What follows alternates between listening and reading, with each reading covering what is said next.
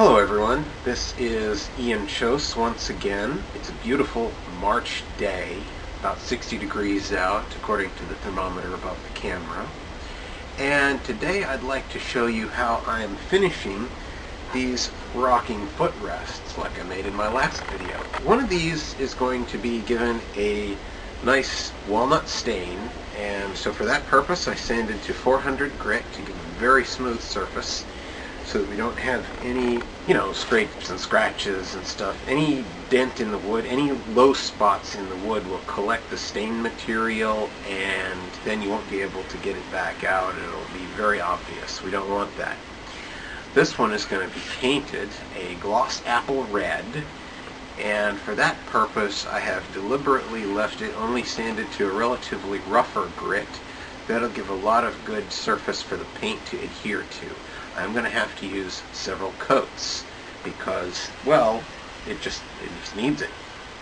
I've got this piece of wood as sort of a test piece. On the back side, I've been trying this red spray paint, and I put some gray primer here and not here, and I've decided between them I like the way it looks without the gray primer better. But I also want to try it with a white primer and see how that works. I've got two coats here, and a little bit of it's still wet, but up here it's had some of it's had a chance to dry. Anyway, this particular red paint is a little bit more on the transparent side. It acts more like a dye than a paint, but let's give it a shot and see what happens.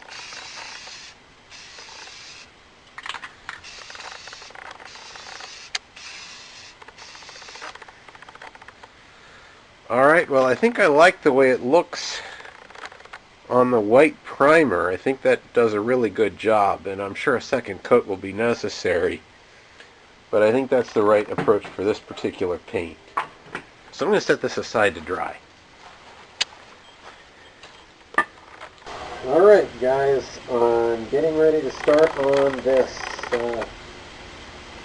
which will be stained. I'm going to use this dark walnut stain. It's just to take before using it.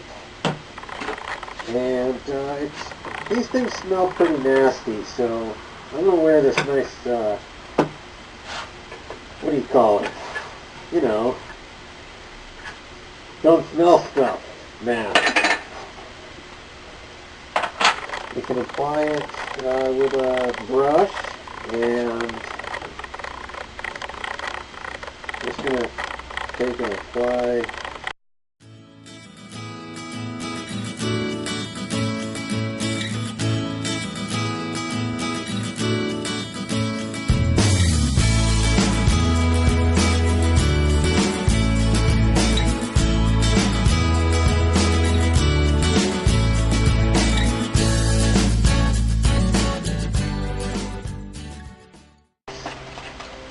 And cover this up, grab my mallet,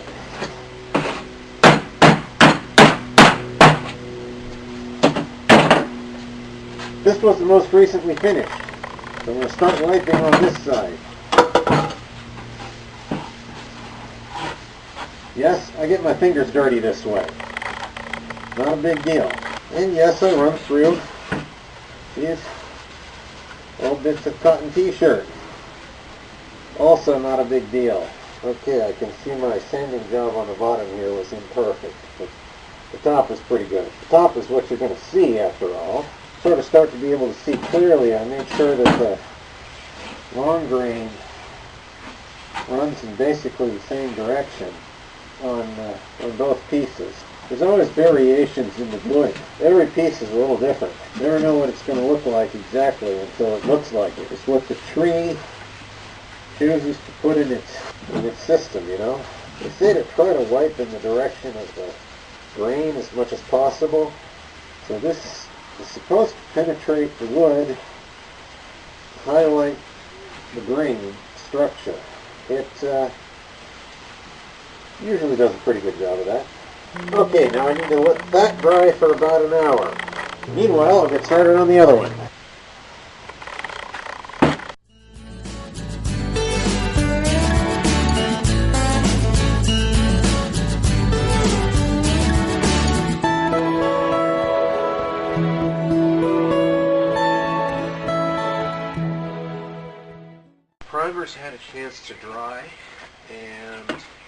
There's probably a couple rough spots, so I've got this sanding sponge. I'm just going to quick with, sometimes you get a bug lands in your paint or something, that sort of thing. So that's plenty. And I'm going to move it over here to my spray booth. The plan is to spray the back, and then I'll spray the front.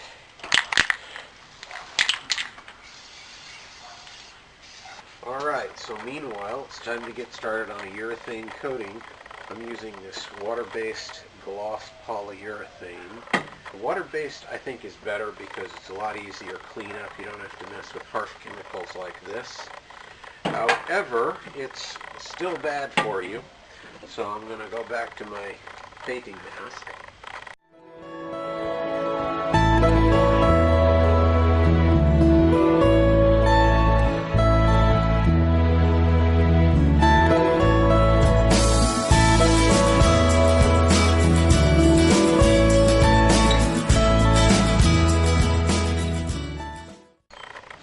Okay, that's coat one. Alright, it's been a little while and I've had dinner. The paint here is no longer terribly tacky. It's probably pretty well cured, at least mostly.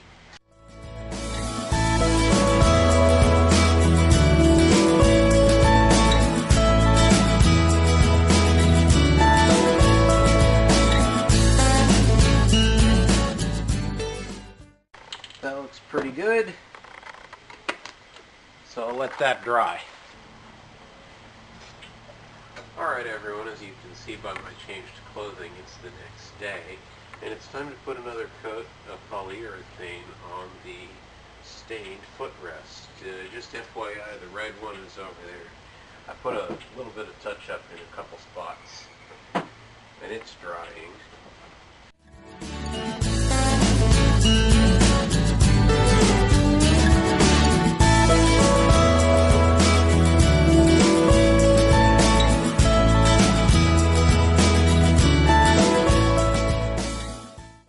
Alright, that's 2 coats.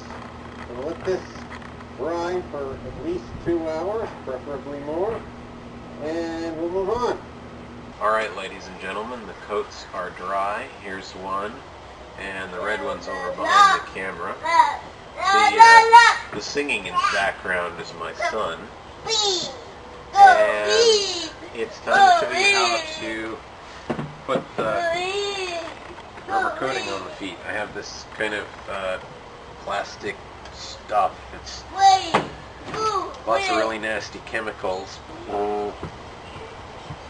I would try to get some on there and apply to the edge of the feet. Now this stuff shrinks a little bit, or a lot, as it dries. It's handy that it's kind of cold out. It's 50 degrees today. Cold makes it a lot thicker, so you can get done in fewer coats. Trying to get that on there without too much of it dribbling down the side. You don't have to be too precise with it because for one thing it shrinks as it dries, and for another it'll sort of, surface tension will make it smooth out a little bit. I'm only going to do one of them on this video because after all the process is the same. I just have one brush dedicated to this rubber stuff, and it works out pretty well. So like I said, I'll leave that for half an hour, 45 minutes, probably more in this cold temperature. Evaluate it, see if it's got any thin spots that need another coat. That's kind of that. That's how it's made.